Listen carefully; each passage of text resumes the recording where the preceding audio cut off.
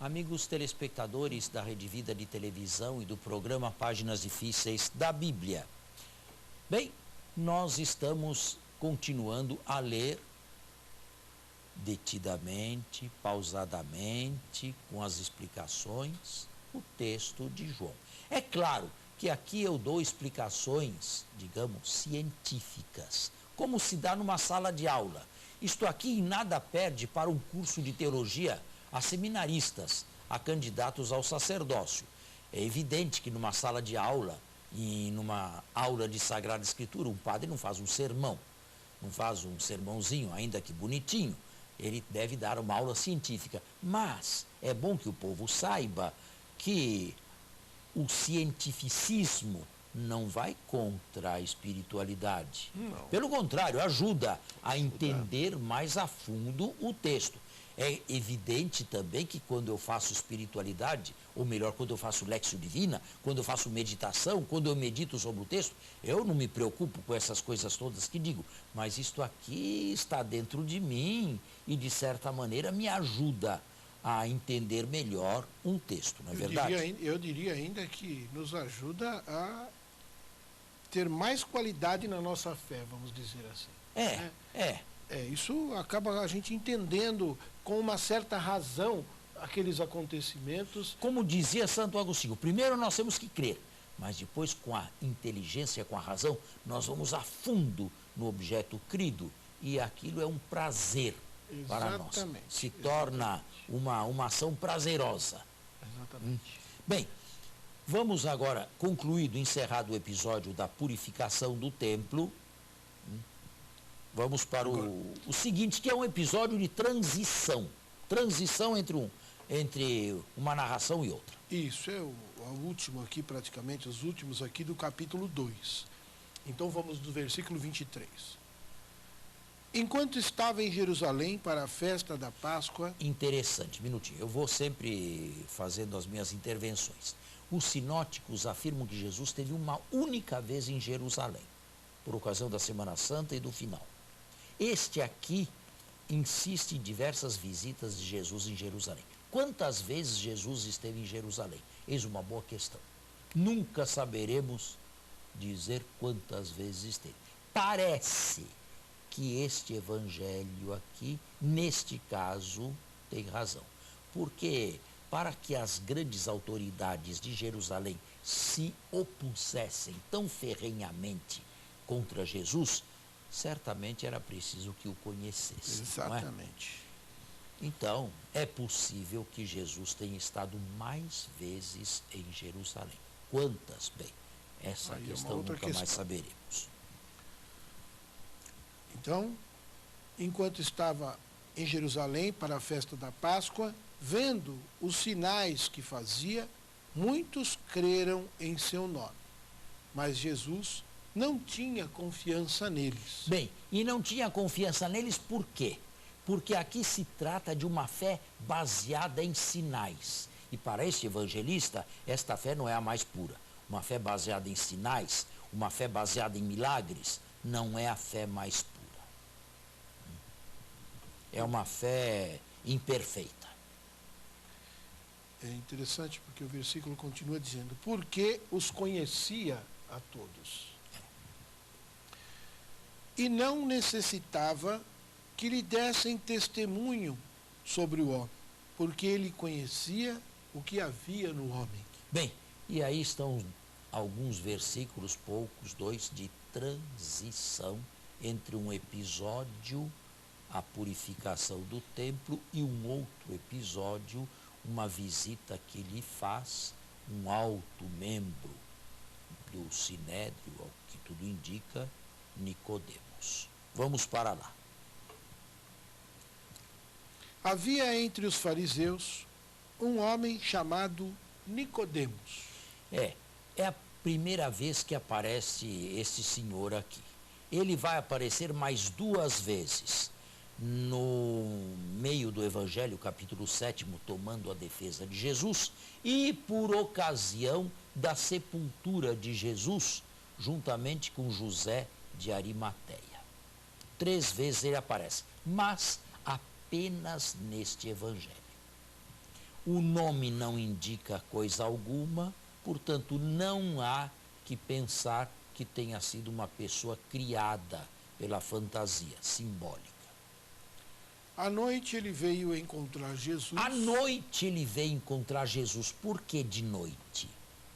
Bom, a primeira resposta mais óbvia é que ele era um notável e, quem sabe, não ficasse bem para a sua reputação Fazer isso publicamente.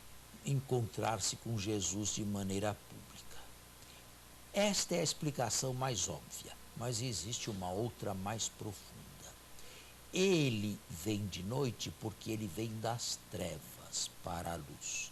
E assim, agindo, ele faz um movimento contrário no final do Evangelho a Judas Iscariotes, que saiu do cenáculo e deixou a luz e se mergulhou nas trevas. E o evangelista vai dizer, era noite. Nicodemos veio da noite das trevas para a luz. Judas, no final deste evangelho aqui, vai deixar a luz para mergulhar-se nas trevas. Um evangelho tão místico, talvez Mais teológico, fique melhor esta explicação. Vamos. Ele disse, Rabi, sabemos que vens... Rabi significa mestre. Sabemos que vens da parte de Deus como um mestre, pois ninguém pode fazer os sinais que fazes se não estiver com ele. Bem, Jesus lhe respondeu. Nicodemos vem com uma afirmação. Jesus entende neste evangelho aqui a afirmação de Nicodemos como as condições para se ingressar no reino de Deus. E então a resposta é nesta linha.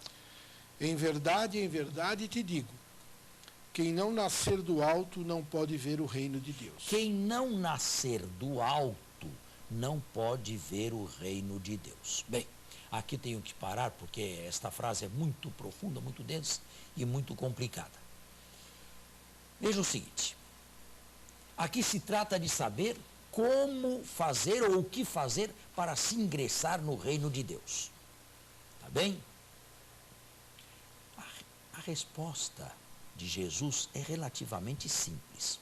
Para este mundo aqui, só se entra através de geração e nascimento. Ninguém entra neste mundo se não tiver sido gerado por um pai, concebido por uma mãe e nascido aqui do ventre materno depois de 9 meses. Esta é a única condição para se entrar neste mundo e não há outra. Jesus afirma que para se ingressar na outra dimensão também se exige a mesma coisa, um nascimento. Só que um nascimento do alto. E aqui nós temos um jogo que o evangelista faz com um advérbio grego. Se houvesse aqui uma lousa, eu escreveria o advérbio e anoten se escreve, se diz em grego. Anoten. Só que anoten em grego tem 2 significados.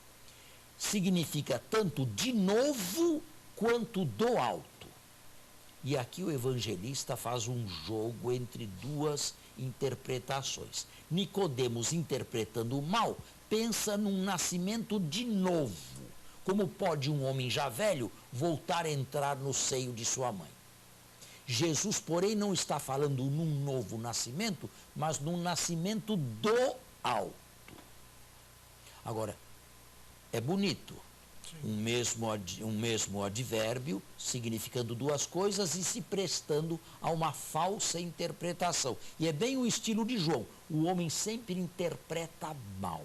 Sempre interpreta as palavras de Jesus de maneira carnal, de maneira material, de maneira imediata e nunca no alcance de Jesus. É uma técnica do evangelista. O primeiro que interpreta mal Jesus é Nicodemos, imaginando um nascimento de novo quando se trata do nascimento do alto. Anoten, advérbio grego, significa as 2 coisas.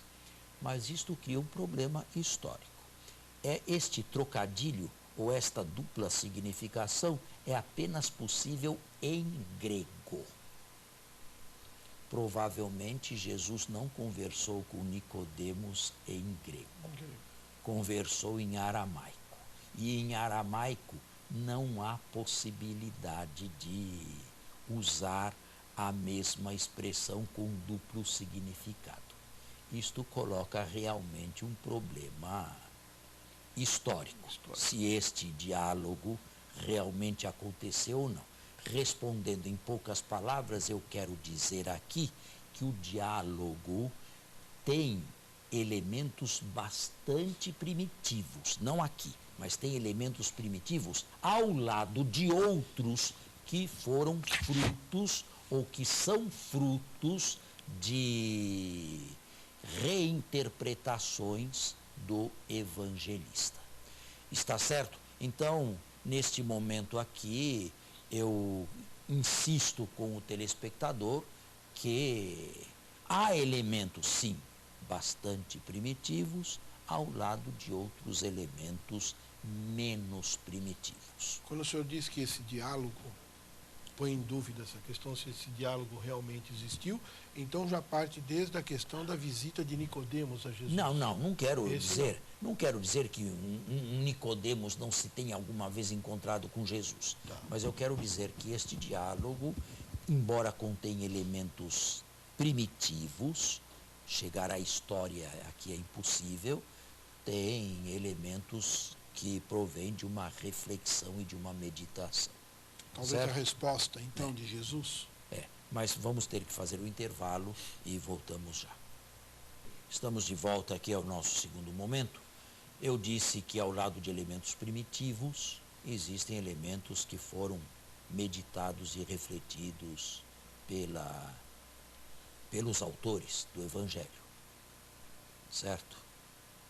Agora, chegar ao nível primeiro da história, aos anos 20, a partir desse texto é impossível aqui, mesmo, né?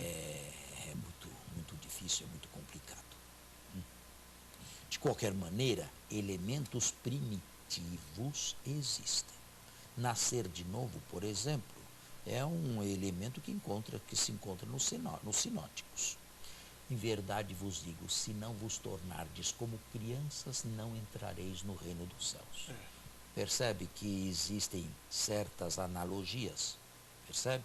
Sim. Então, continue o texto. Disse-lhe Nicodemos: como pode um homem nascer sendo já velho? Poderá entrar uma segunda vez no seio de sua mãe e nascer? É a primeira pessoa que entende mal as afirmações de Jesus. O telespectador vai notar que outras pessoas entrarão ou cairão no mesmo problema. Jesus é do alto, nós somos do baixo. Jesus é do céu, nós somos da terra. E nós entendemos sempre no plano terra. Isto é, entendemos mal. O que diz Jesus? Respondeu-lhe Jesus: em verdade te digo, quem não nascer da água e do Espírito não pode entrar no reino de Deus. O que nasceu da carne é carne, o que nasceu do Espírito é Espírito. Não te admires de eu te haver dito, deveis nascer do alto. Bem, aqui, carne, para o autor do quarto evangelho, não tem o mesmo significado de Paulo. Para Paulo, a carne é o homem todo conduzido por si próprio, não conduzido por Deus. A carne é inimiga do espírito e o espírito é inimigo da carne. Quem praticar as obras da carne morrerá de morte eterna. Quem viver segundo o espírito viverá de vida eterna. Carne aqui para este evangelista não tem o mesmo significado. Carne aqui indica a fraqueza, o homem débil, o homem fraco, o homem mortal. Escutem, eu nasci, você nasceu e todos nós viemos a este mundo através de geração e concepção. E aonde vai parar a carne? No cemitério. O ponto final da carne é o cemitério. Ou a cremação hoje, como se costuma fazer na modernidade. Outro fim a carne não tem. Então, quem nasceu da carne é carne, e a carne termina ali. Não tem vida eterna. A carne não possui dentro de si uma potência de vida eterna. É por isto que somente a carne não serve para nada. Se quisermos perdurar ou sobreviver, é preciso que se acrescente à carne um outro elemento: nascer de novo. Agora, aqui há um problema, e um problema sério. É esta expressão aqui: quem não nascer da água e do Espírito. Da água, exudatos, do grego. Se você eliminar esta palavrinha da água e ler o conjunto até o versículo 8º, vai ver que ninguém sentiria falta nela. Prove fazer esta leitura. Evite a água. Em verdade te digo. Espera um pouquinho, vamos aqui. Escrito, não devo dizer aqui... Não. Você não deve dizer da água, só do Espírito. Em verdade te digo. Quem não nascer do Espírito não pode entrar no reino de Deus. O que nasceu da carne é carne. O que nasceu do Espírito é Espírito. Não te admires de eu te haver dito: deveis nascer do alto. O vento sopra onde quer. Quer que continue? Não. Vai continuar tudo, até o versículo 8, mas é muito melhor começar de novo. Comece de novo, mas sem água. Sem água. Em verdade te digo: quem não nascer do Espírito não pode entrar no reino de Deus. O que nasceu da carne é carne. O que nasceu do Espírito é Espírito. Não te admires de eu te haver dito: deveis nascer do alto. O vento sopra aonde quer e ouves o seu ruído, mas não sabes de onde vem, nem para onde vai.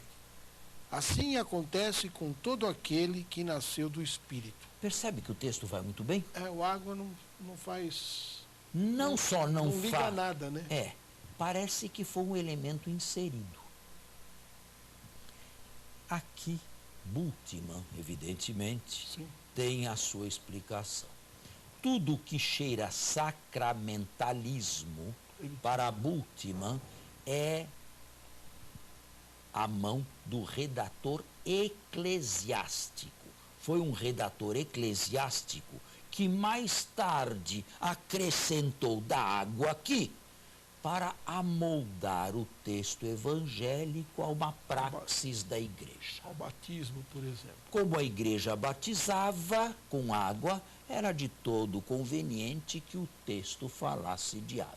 Então, um redator eclesiástico teria ido lá e acrescentado aqui da água.